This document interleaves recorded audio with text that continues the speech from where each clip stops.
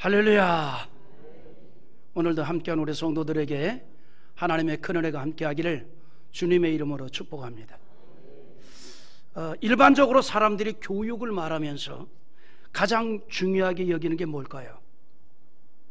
다른 거 아니잖아요. 사람의 품성입니다. 학문적인 어떤 그 향상과 동시에 좋은 품성을 갖게 하는 것, 이것이 바로 교육에 있어서 중요한 요소가 아닌가, 다 공감하는 얘기예요. 아무리 지적인 수준이 높아도 결국은 그 지식은 사람들과 함께 살아가기 위한 지식일 뿐입니다. 그러므로 모든 사람과 원만한 관계를 가질 수 있는 성품이 없다면 그가 지닌 높은 학문은 무의미할 거예요. 아무리 학문성이 뛰어나고 많은 지식을 가지고 있어도 사람들과 소통이 안 되고 교감이 안 되는 그런 사람이라면 그가 가지고 있는 그런 학문이 무슨 의미가 있겠어요? 우리가 결국 많은 것을 배운다는 건 뭡니까? 우리 사회에서 함께 교통하기 위한 거예요. 이 사회인으로서 함께 교감하기 위한 거 아니겠습니까? 그래서 사회가 인재를 필요로 하지만 그 인재는 좋은 성품이 배제된 인재를 원하지 않습니다. 우수한 실력과 함께 좋은 성품을 요구하고 기대하고 있는 거예요. 여러분, 사람의 뇌세포가 140억 개나 된다 그래요. 그런데 그 중에 일반적인 사람들이 그 세포를 다 활용하지 못하고 5%에서 10% 정도만 활용을 한다 그럽니다. 나머지는 그냥 묻혀 있는 거예요. 묻혀 있다. 그래서 그런 말이 있잖아요. 사람들을 많은 가능성을 지니고 있다. 그 많은 가능성이 지니고 있다는 게 무슨 말이에요? 전자에 말씀드린 대로 내가 가지고 있는 140억만 개나 되는 뇌세포 중에서 일반적으로 5%에서 10%밖에 사용을 안 하니 95%에서 90%는 그냥 묻혀 있다는 얘기입니다. 나머지는 그냥 사장되어 있는 거예요. 그런데 이렇게 묻혀지는 어떤 이 뇌세포는 지적인 것도 있지만 성품적인 것도 있다는 거죠. 교육을 통해서 지적인 것을 자꾸 키워내는 거예요. 훈련을 통해서 성품적인 것을 만들어내는 겁니다. 그래서 지적인 것도 키워내듯이 성품적인 것도 키워내는 거예요. 때문에 사람의 성품도 만들어질 수 있다는 거예요. 제가 교육학자를 이런 말하는 게 아니라 사람은 태어나는 것이 아니라 사람은 만들어집니다. 만들어지는 거예요. 훌륭한 사람으로 만들어지는 겁니다. 이걸 우리에게 적용하면 훌륭한 기독교인들도 만들어지는 거예요. 그냥 저절로 태어나는 게 아니라 이 말이죠. 특히 어린이들의 성품은 더욱 그렇습니다. 어떤 분이 이런 말을 했습니다. 어린이의 마음은 불가사의한 밭이어서 사상의 씨를 뿌리면 행동의 수확을 거두고, 행동의 씨를 뿌리면 습관의 수확을 거두고, 습관의 씨를 뿌리면 품성의 수확을 거두고, 품성의 씨를 뿌리면 운명의 수확을 거둔다라고 했습니다. 그래서 어린 시절부터 좋은 성품으로 양육하는 거 참 중요합니다. 기독교인이 예수님을 닮아간다는 것은 예수님의 사상과 성품을 닮아가는 것을 말하는 거예요. 내가 예수를 닮아간다. 예수님의 성품을 내 것으로 가져와서 내가 예수님의 성품화 되어가는 걸 말한다 이 말이죠. 예수님의 성품이 어떤 거냐? 성경에 보니까요, 예수님의 어린 시절에 관한 내용이 몇 곳 있습니다. 뭐 많지는 않지요. 아기 때와 그리고 12살 때 유월절을 지키기 위해서 예루살렘을 찾았을 때입니다. 그 중에 예수님의 성품을 한마디로 말한 곳이 있어요. 우리 한번 보겠습니다. 누가복음 2장 52절인데 같이 읽어봅니다. 예수는 지혜와 키가 자라가며 하나님과 사람에게 더욱 사랑스러워 가시더라. 할렐루야. 무슨 얘기예요? 예수님은 사람들에게 매우 좋은 기억을 남겼다 이 말이에요. 하나님께도 또한 인정을 받았다 이 말입니다. 한마디로 예수님의 성품은 괜찮은 성품이었다 이 말이죠. 좋은 성품이었다 이 말입니다. 사람들에게도 인정받았고 하나님에게도 인정받는 그런 성품이었다 이 말이죠.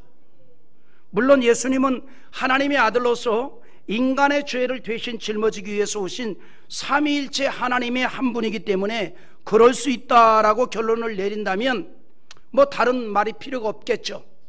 그러나 예수님은 신성과 함께 인성도 지니셨잖아요.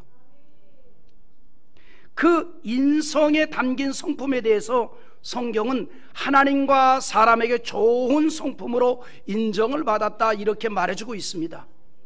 우리가 이런 예수를 닮아가자는 거예요.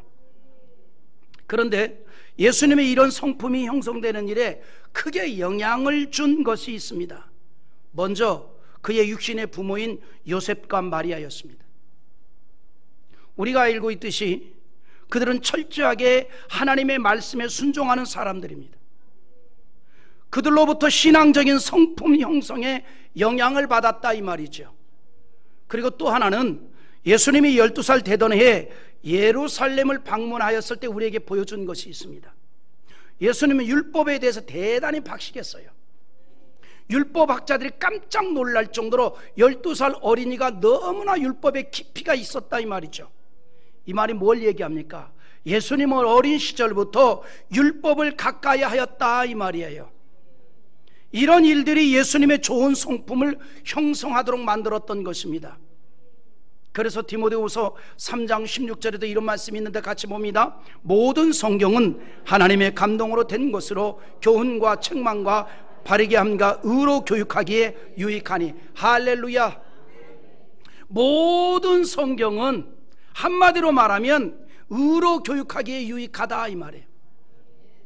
여러분, 그래서 우리가 믿는 것은 성경은 하나님의 말씀이기 때문에 하나님을 닮아가는 그러한 신앙적 성품의 성숙을 원하면 하나님의 말씀 속에 빠져 살면 돼요.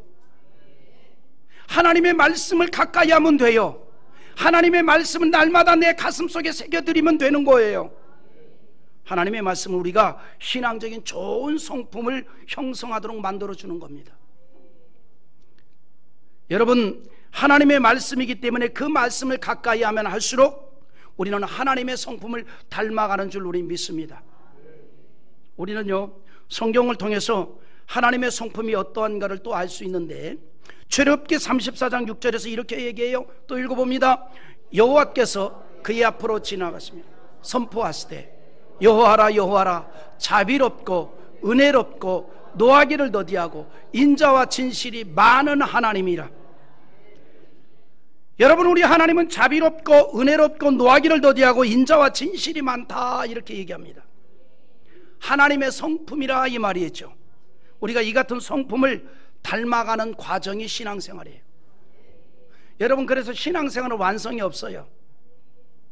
여러분, 우리가 아무리 고상한 인생을 살아가고 무슨 금욕주의적인 삶을 살아도 완전히 하나님화 될 수는 없잖아요.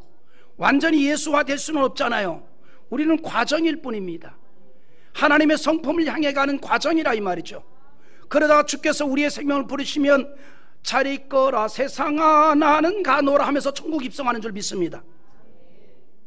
하나님께서는 우리 인간에게 이 땅을 살아가면서 지루하지 않도록 다양한 성격을 주셨어요.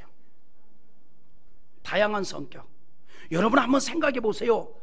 이 지구촌에 사는 모든 사람의 성격이 다 똑같으면 얼마나 지루하겠어요. 다 빠른 사람, 다 느린 사람, 다 급한 사람, 다 급하지 않은 사람, 얼마나 지루하겠어요.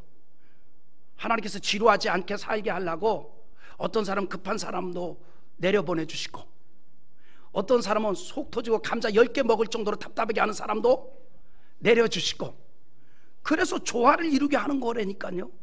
그래서 하나님께서 우리에게 다양한 성격을 주셨어요. 그 속에서 우리 성품이 예수화되는 겁니다. 그런데 그 다양한 성격을 긍정으로 선하게 사용하도록 하는 게 좋은 성품이 되는 거예요. 성품이 좋다는 것은 때로는 자기 위치를 잘 파악하는 말일 수도 있어요. 흔히 주제 넘는 행동을 하는 사람들 있잖아요. 자기 분량을 넘어선 행동을 하는 경우입니다. 그래서 일을 그르치고 인간관계까지 어렵게 하는 경우가 있습니다. 우리말에도 있잖아요. 누울 자리 뻗을 자리 알고 눕고 뻗으라고. 파악하는 것도 은혜예요. 파악하는 것도. 아멘입니까? 그래서 바울 사도가 주제넘은 행동을 하지 않도록 하라는 뜻으로 로마서 12장 3절에서 이런 권면을 하는데, 한 번 또 읽어봅니다. 내게 주신 은혜로 말미암아 너희 각 사람에게 말하노니 마땅히 생각할 그 이상의 생각을 품지 말고 오직 하나님께서 각 사람에게 나누어 주신 믿음의 분량대로 지혜롭게 생각하라. 하나님께서 우리에게 주신 각양의 믿음의 은혜가 있단 말이에요. 각양의 은사가 있다 이 말이죠. 여러분, 우리가 좋은 것하고 은사하고는 다른 거예요. 노래가 좋은 사람이 있어요. 그런데 음치야. 그냥 부르는 건 좋아요. 개인이 부르는 건 좋습니다. 그러나 이런 사람들이 성가대 하겠다고 시를 쓰고 기도에 응답 받았다고 덤비면 주님도 골치 아프고 성가대 주기자도 골치 아플 거 아니에요. 여러분, 음치가 뭐냐면 목소리 나쁜 게 음치가 아니에요. 뭐가 음치냐면 뇌 기능이 음을 못 찾아내는 겁니다. 뇌 기능이. 그러니까 콩나물이 자기 멋대로 그냥 이제 이 추억이 돼서 발송이 되는 거예요. 이런 사람 특징이 뭐냐면, 음치 특징이 고음부터 시작합니다. 무조건 고음이에요. 죄짐 맡은 우리 구주 어찌 좋은 친구인지, 이렇게 시작하는 게 아니라 죄짐 맡은 우리 구주 어찌 좋은 친구인지, 이게 음치라고. 이런 분이 기도에 응답 받았으니 나 성가대 하겠다 그러면 하라 그래야지 뭐. 나야 그냥 하라고 하는 거야. 내가 할 거면 지휘자가 그 십자가 다 지는 거지. 하나님께서 믿음대로 은혜도 주시고 은사도 주셨다 이 말이죠. 주님의 일을 할 때에도 하나님이 주신 그 분량대로 오버하지 말고 겸손하게 하라 이 말이죠. 여러분, 사사기 9장에 보면요, 비유적인 동화 하나 있습니다. 비유적인 동화. 그 뭐냐면, 주제넘은 행동을 하였던 가시나무인데 자기의 위치를 상실한 인간의 비극적인 모습을 말해주는 비유입니다. 한 번은 그리심산에서 나무들이 모여서 토론을 합니다. 주제가 뭐냐면, 우리도 이 산에 이 나무들의 왕을 좀 세우자. 우리도 왕을 세워서 좀 폼 있는 그러한 그 나무들이 되자. 이렇게 주제에 의해서 결정을 내립니다. 그래서 표결에 붙여서 왕을 뽑았는데 감람나무예요. 그래서 이제 그리심산의 나무들이 감람나무에게 쫓아가가지고 우리들의 왕이 되어 주기를 정말 원합니다. 우리가 만장일치로 뽑았습니다. 그런데 감람나무가 한마디로 거절을 합니다. 거절을 해요. 그래서 할 수 없이 너무나 완강하게 거절을 하니까 다시 회의를 했어요. 어찌할까? 또 뽑았어요. 이번에 무화과나무가 뽑혔습니다. 그래, 무화과나무에게 쫓아가서 우리의 왕이 되어줬으면 좋겠습니다 하니까 무화과나무도 거절을 합니다. 이상하다. 왕이 되면 좋아할 줄 알았는데. 그래, 할 수 없이 또 뽑았습니다. 이번에는 포도나무입니다. 그런데 회의를 통해서 다시 포도나무가 왕이 될 것을 이제 뽑아놓고 포도나무에게 찾아가서 우리의 왕이 되어달라고 하였는데 그 포도나무 역시 거절을 합니다. 이러다가는 그리심산에 이들의 왕을 뽑을 수가 없을 것만 같습니다. 결국은 마지막으로 가시나무를 뽑았잖아요. 다른 나무들이 다 가시나무를 찾아갔습니다. 왕이 되어달라고 하였을 때 가시나무는 기다렸다는 듯이 큰 소리로, 왜 이제야 나를 찾아왔느냐? 왜 빙빙 돌아서 이제 왔느냐? 당연히 나에게 먼저 왔어야지. 내가 당연히 이 그리심산에 왕의 자격이 있다라고 하면서 외치며 화를 내면서 저주를 합니다. 그리고 뭐라고 인간이 자신에게 가까이 하래요. 여러분, 사사기 9장 15절의 내용인데 한번 읽어봅시다. 가시나무가 나무들에게 이르되, 만일 너희가 참으로 내게 기름을 부어 너희의 왕으로 삼겠거든 와서 내 그늘에 피하라. 그리하지 아니하면 불이 가시나무에서 나와서 레바논의 백양목을 살을 것이니라 하였느니라. 가시나무가요, 자기 그늘에 와서 피하랍니다. 자기에게 가까이 하래요. 여러분, 가시나무에 가까이 한들 찔리기밖에 더 하겠습니까? 가시나무에 무슨 그늘이 있겠습니까? 찔리고 아프기만 하지요. 그런데 가시나무가 기다렸다는 듯이 나야말로 그리심산의 왕이 될 만한 자이니 내게로 가까이 오라, 가까이 오라 그래요. 그리고 그 그늘에 피하라고 얘기합니다.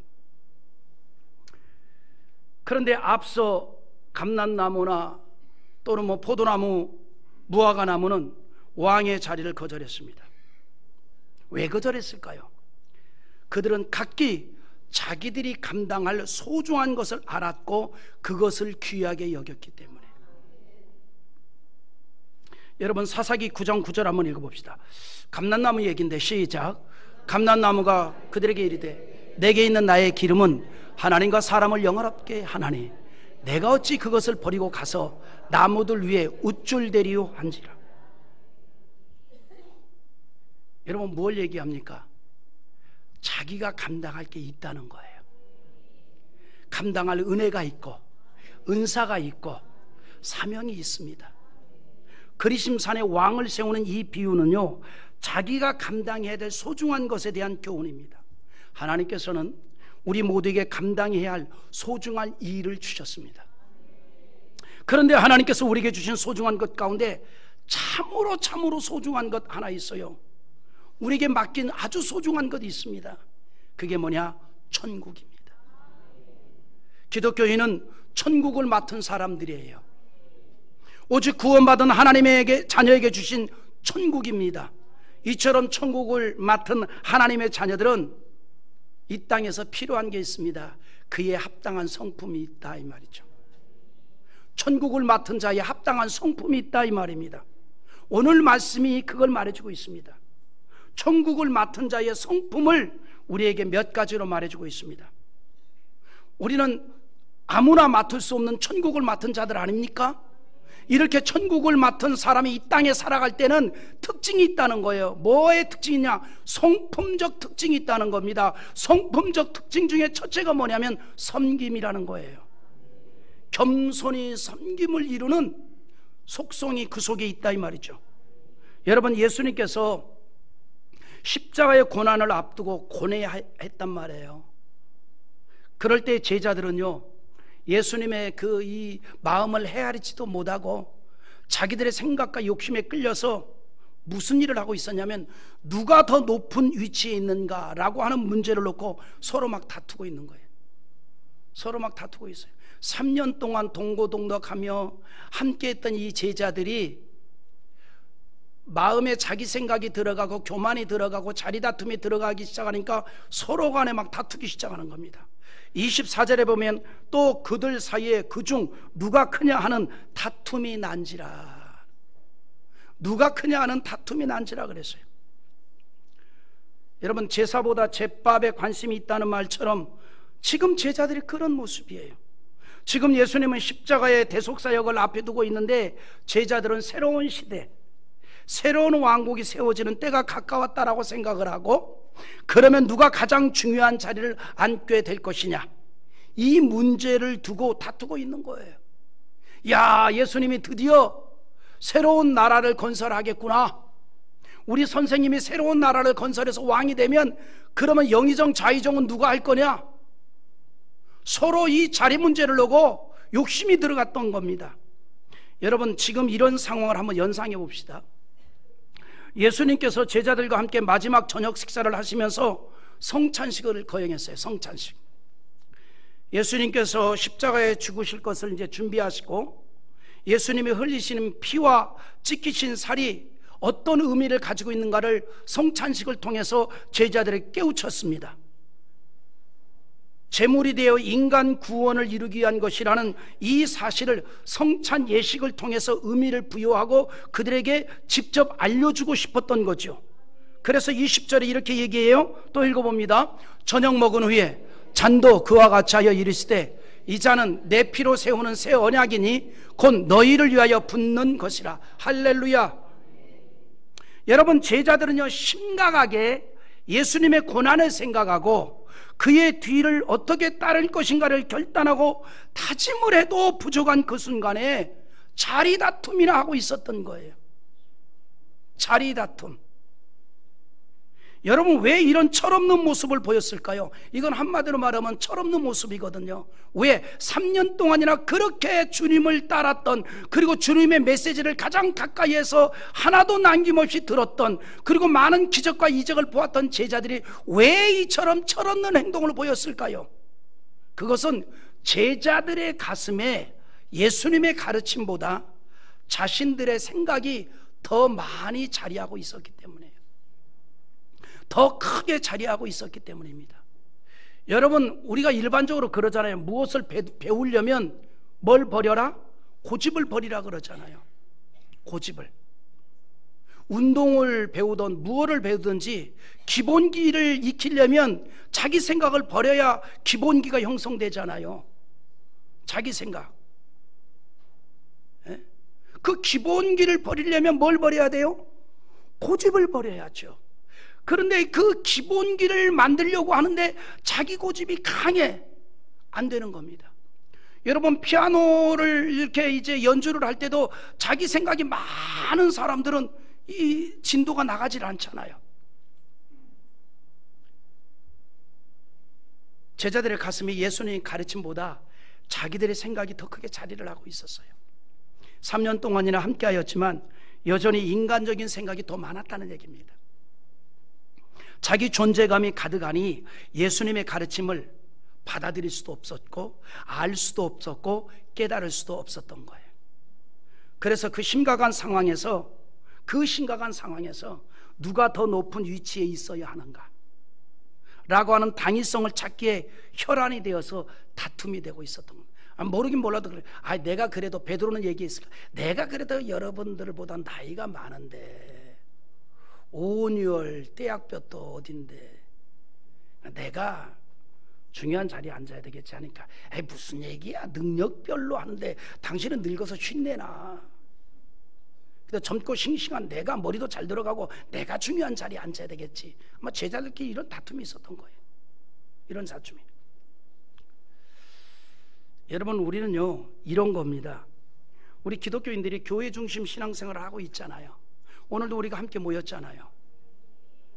여기서 우리가 중요하게 여겨야 될 거, 나에게 날마다 질문을 던져야 될 게 있습니다. 그것이 뭐냐면, 나의 위치가 어느 정도인가 라고 하는 것에 관심을 갖는 게 아니라 내가 맡은 일이 무엇이고 하나님께서 맡겨주신 일이 얼마나 소중한 것인가를 생각해야 되고, 내가 해야 할 일이 무언가를 찾아야 합니다. 아멘입니까? 예수님께서 우리에게 천국을 맡겼단 말이죠. 다시 한번 읽어봅시다. 29절 30절 읽어봅니다. 내 아버지께서 나라를 내게 맡기신 것 같이 나도 너희에게 맡겨 너희로 내 나라에 있어 내 상에서 먹고 마시며 또는 보좌에 앉아 이스라엘 12지파를 다스리게 하려 하노라. 제자들에게 천국을 맡긴다고 말씀하신 예수님은 먼저 천국을 맡은 제자들에게 뭐를 강조했느냐? 섬김을 강조했어요. 즉 천국을 맡은 자들마다 겸손한 섬김을 이루어야 할 것을 말씀하고 있는 것이에요. 그러므로 27절 우리에서 뭐라고 얘기했습니까? 한번 또 읽어봅시다. 앉아서 먹는 자가 크냐? 섬기는 자가 크냐? 앉아서 먹는 자가 아니냐? 그러나 나는 섬기는 자로 너희 중에 있느니라. 당시 식사 예절입니다. 여러분, 당시에 이제 식사 문화를 보면 귀족의 식사는 앉아서 자기가 먹으면 한 사람당 바로 뒤에서 수종 드는 자가 서 있습니다. 반드시 종이죠. 당연히 식사 모습을 보면 앉아있는 자가 주인이고 서 있는 자가 종이죠. 종이 섬기죠. 그런데 역설적인 얘기를 합니다. 나는 섬기는 자로 너희 중에 있느니라. 이와 똑같이 마태복음 20장 28절에서도 이렇게 얘기합니다. 또 읽어봅시다. 인자가 온 것은 섬김을 받으려 함이 아니라 도리어 섬기려 하고 자기의 목숨을 많은 사람의 대속물로 주려 함이니라. 여러분, 이 세상은요 섬기는 자들도 있고 섬김을 받는 자들이 서로가 공존하면서 살아가도록 되어 있습니다. 그래서 섬김을 받는 사람도 있어야 하고 그들을 섬겨야 할 자들도 있어야 합니다. 여러분 생각해 보세요. 모두가 다 섬김을 받으려 해서도 안 되고 모두가 다 섬기는 사람만 있어도 안 되잖아요. 섬김을 받을 사람과 섬기는 사람이 적당히 필요한 거 아니겠습니까? 여러분 보십시오. 이 세상에 반드시 섬김을 받아야 할 사람도 있지요. 그리고 섬겨야 할 자들도 필요합니다. 여러분 아기들은요 늘 어른이 섬겨야 되잖아요. 생각해 보세요. 이제 태어난 아이에게 말이죠, 한 100일쯤 되니까 아이를 쳐다보면서 야 너도 세상에 온 지가 100일쯤 됐으면 사랑부실 좀 해야지, 네 밥은 네가 좀 찾아서 먹어라. 말이 안 되잖아요. 그 말하는 사람이 이상하지요. 에? 그래서 섬김을 받잖아요. 어머니의 섬김을 받든지 할머니의 섬김을 받든지 아기들은 누군가에게 섬김을 받아야 되잖아요. 아기들은 섬김을 받아야 될 미성숙자들이기 때문입니다. 그리스도인의 신앙생활에서도 아직 신앙이 성숙하지 못한 사람은 아기처럼 섬김만을 받으려고 하는 거죠. 또 그들은 섬겨 주어야만 합니다. 그러나 성숙한 사람은 섬길 줄 아는 사람이에요. 그래서 신앙이 성숙되었다는 외적인 표식이 있다면 그게 뭘까요? 섬김입니다. 그게 신앙이 성숙됐다는 얘기예요. 교회 안에서 신앙이 성숙하지 못할 때는 섬김을 받으려 하지만 은혜를 받고 그래도 신앙이 성숙되어지면 섬길 거리를 찾게 되잖아요. 고상한 사람은 섬김을 받는 사람이 아니라 섬기는 사람인 줄 믿습니다. 섬김을 시작했다는 것은 성숙함을 향하고 있다는 표식이에요. 신앙의 성장과 성숙의 증거는 섬김입니다. 기독교인의 신앙은 이처럼 섬김을 통해서 성숙함을 보이게 되는 거죠. 그러므로 만일 우리 가운데 신앙의 성숙을 기대한다면 섬기는 일을 찾기를 바랍니다. 할렐루야. 제가 우리 부목사님에게 처음에 왔을 때 한 말이 있습니다. 이제 화요일부터 금요일까지는 항상 정장을 입고 이렇게 업무를 봐라. 그래서 교회에 찾아오는 분들을 이렇게 좀 의복을 갖추어서 좀 이렇게 섬겨라. 이런 의도로 정장을 하도록 했어요. 여러분 그렇잖아요. 사람이 상대에 대한 예의도 내가 의복을 갖출 때 상대에 대한 예의잖아요. 여러분 대통령 만나러 갈 때 반바지에 티 하나에 쪼리 신고 갑니까? 아마 청와대 용산에서 출입금지 시킬지 몰라요. 우리가 의복을 갖춰서 예의를 갖춰라 그래요. 그런데 토요일에는 작업복을 입고 와라 그래요.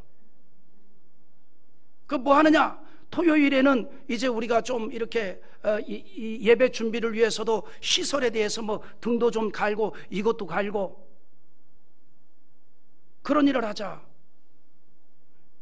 그런 일을 누가 하느냐? 제가 이제 작업반장, 여기는 조수, 매주 토요일마다 그 일을 해요. 항상. 그래서 어제도 등도 갈고 또 집수정에 있는 이 오랜만에 집수정도 좀 열어보니까 전기가 안 통해서 낑낑 매고 땀이 비 오듯이 떨어져서 포기 한 주 쉬었다 하자. 이런 걸 하는 거예요. 근데 이런 일을 할 때에 어거지로 한다면 은혜가 안 되잖아요. 기쁨으로, 즐거움으로, 감사함으로. 내가 그렇다는 얘기예요. 그리고 여러분 우리가 잘 이해하시기 바랍니다. 우리가 천국을 맡은 하나님의 자녀들이에요. 하나님의 자녀들의 신앙의 성숙을 알아볼 수 있는 표식은요 섬김입니다. 그래도 내가 섬길 거리를 찾는다는 건 그래도 은혜 받고 있구나, 내가 그래도 신앙이 성숙되어 가고 있구나 증거예요. 그런데 만약에 제가 이런 말을 하니까 연세가 많으신 성도들 가운데는 속으로 생각하기를 에이고 나는 내 몸도 가두기 힘든데 어떻게 섬기는가, 틀렸어 이렇게 생각할 수도 있습니다. 그러나 여러분 우리는 나이와 상관없이 다양한 방법으로 섬길 수 있습니다. 젊고 건강한 사람은 몸으로 헌신하고, 아멘입니까? 여러분 우리 교회 지금 차량 운행을 누가 하고 있습니까? 우리 시무장로님들이 다 하고 있잖아요. 수요 예배 마치고도 금요 기도회 마치고도 오후 예배 마치고도 시무장로님들이 다 하고 있잖아요. 응? 열심히 하고 있잖아요. 자, 그런데 이렇게 젊고 건강한 사람은, 그렇다고 우리 장로님이 젊다는 얘기 아니고 젊게 생각하십시오. 저도 40대로 봐주면 하늘의 은혜인 줄 믿습니다.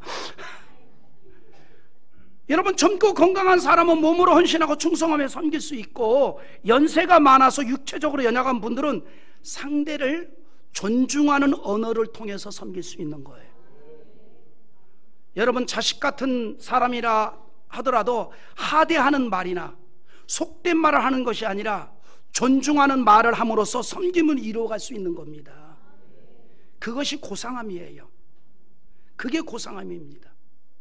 그러므로 나이 드신 분들은 젊은 사람에게 말할 때 며느리에게 하듯이 하고, 젊은 사람은 나이 드신 분에게 말할 때 시어머니에게 하듯이 하여 언어의 품격을 높이는 거, 이게 섬기는 거예요. 여러분, 흔히 하는 말로 딸 같은 며느리, 그런데 여러분, 딸 같은 며느리 없어요. 며느리는 며느리고 딸은 딸입니다. 또 뭐 친정 어머니 같은 시어머니, 거짓말 하지 말아요. 에? 친정 어머니 같은 시어머니가 어디 있어요? 친정 어머니와 시어머니는 달라요. 여전히 딸은 딸이고 며느리는 며느리예요. 나 우리 며느리 무서워 죽겠어. 에? 얼마나 조심스러운지 몰라. 그래, 며느리가 오면 아이고 어르신 오셨어요 하고 싶어. 여러분, 그래서 여전히 말을 조심스럽게 하잖아요. 여전히. 그래서 나이가 많으신 분들은 젊은 사람을 대할 때 딸에게 하듯 하는 게 아니라 며느리에게 하듯이, 젊은 사람은 어르신들을 대할 때에 친정어머니에게 땡깡 부르듯이 하는 게 아니라 시어머니에게 하듯이. 물론 여기서 전제 조건이 있습니다. 못된 시어머니, 못된 며느리 말고 좋은 시어머니, 좋은 며느리를 전제로. 여러분, 습관이 인격이라고 했어요. 우리 인생은요, 죽는 그날까지 만들어가는 겁니다. 좋은 신앙 습관과 언어 습관과 행동 습관을 만들어가는 거예요. 우리가 교회 생활을 하면서 젊은 사람은 몸으로 섬기고 연세가 많은 사람들은 언어로 섬기는 거예요. 그게 성숙이에요. 여러분, 우리가 당장에 한번 실천할 수 있어요. 예배 마치고 교회 카페에서 나눔의 시간을 가질 때 모두가 다 좋은 섬김의 모습을 보일 수 있기를 바랍니다. 음료수도 사면서 섬기고, 어떤 사람은 받아 먹으면서 섬김을 받고, 또 말로 섬기시고, 말이 섬김이 돼야 돼요. 할렐루야. 예수님께서는요, 섬김을 이루되 끝까지 섬기는 자들에게 천국을 맡긴다 그랬습니다. 천국을 맡은 성도의 성품은 섬김입니다. 천국을 맡은 감격이 충만하니 매사에 감사하게 되고, 그러니 섬길 수밖에 없잖아요. 또한 천국을 맡은 사람은 항상 그 삶이 예수님과 함께합니다. 우리 사회를 부드럽게 하고 아름답게 만들어가는 분들 있죠. 어떤 사람들일까요? 희생하는 사람들입니다. 우리가 간혹 매스컴을 통해서 그래도 살만한 사회다라고 하는 말을 하게 만드는 일들이 있습니다. 어떤 경우입니까? 희생하는 사람들의 아름다운 이야기를 들을 때잖아요. 희생하는 사람들이 있었기에 우리 사회엔 그래도 살아가는 존재의 가치가 있는 겁니다. 하나님께서는 사람들의 마음속에 그래서 희생하는 마음을 주셨어요. 그래서 어떤 사람은 자식을 위해서 희생하고, 어떤 사람은 학문과 예술을 위해서 희생하고, 어떤 사람은 국가와 민족을 위해서 희생을 합니다. 그런 아름다운 마음, 희생이 우리가 사는 세상을 아주 밝게 한다 이 말이죠. 그러나 그 어떤 희생보다도 영원한 가치 있는 희생을 우리는 알고 있는데, 그것은 예수님의 십자가 희생인 줄 믿습니다. 예수님의 십자가의 희생이 우리를 죄에서 구원하였고 하나님의 자녀가 되었고 천국을 맡은 사람이 되었습니다. 그리고 천국을 맡을 사람들은 희생의 본이 되어 주신 예수님과 함께하는 사람들입니다. 예수님께서 너희는 나의 모든 시험 중에서 나와 함께하는 자들이었기 때문에 나도 너희에게 천국을 맡기노라 그랬단 말이죠. 우리 한번 읽어봅니다. 28절과 9절 다시 한번 읽어봅니다. 너희는 나의 모든 시험 중에 항상 나와 함께한 자들인즉 내 아버지께서 나라를 내게 맡기신 것 같이 나도 너희에게 맡겨. 할렐루야. 여기서 중요한 말씀이 있습니다. 모든 시험 중에 항상 나와 함께한 자들이라 그랬어요. 천국을 맡은 사람은 신앙 때문에 고난을 당해도 여전히 예수님과 함께합니다. 이렇게 예수님과 함께하는 사람이 천국을 맡은 신앙의 성품이고, 결국은 천국에서 예수님과 영원히 함께하는 줄 믿습니다. 베드로는 비록 연약하여서 자신의 고백을 무색하게 만들었지만 그래도요, 이런 고백을 합니다. 우리도 그런 고백을 봅시다. 33절, 그가 말하되 주여 내가 주와 함께 오게도 죽는데도 가기를 각오하였나이다. 베드로 사도만이 아니라 다른 제자들도 그랬어요. 마태복음 26장 35절에 또 한번 읽어봅시다. 베드로가 그러되 내가 주와 함께 죽을지언정 주를 부인하지 않겠나이다 하고 모든 제자도 이와 같이 말하니라. 아멘. 비록 연약하여 주를 부인할지라도 우리에게는 이런 고백이 날마다 필요합니다. 주여 내가 주와 함께 하기를 원합니다. 주여 내가 주를 닮아가는 자들 되기를 원합니다. 십자가의 희생을 통해서 섬김이 무엇인가를 보여주신 주님을 닮아가는 자 되기를 원합니다. 오늘 날마다 우리에게 그런 고백이 있기를 원합니다. 사랑하는 성도 여러분, 우리는 천국을 맡은 사람들입니다. 천국을 맡은 하나님의 자녀들의 성품은 섬김이고 희생이고 고난 중에도 주님과 함께하는 것인 줄 믿습니다. 구원받은 기독교인의 신앙적인 성품 바로 이런 겁니다. 우리가 바로 이런 성품의 사람들이 되기를 주님의 이름으로 축복합니다.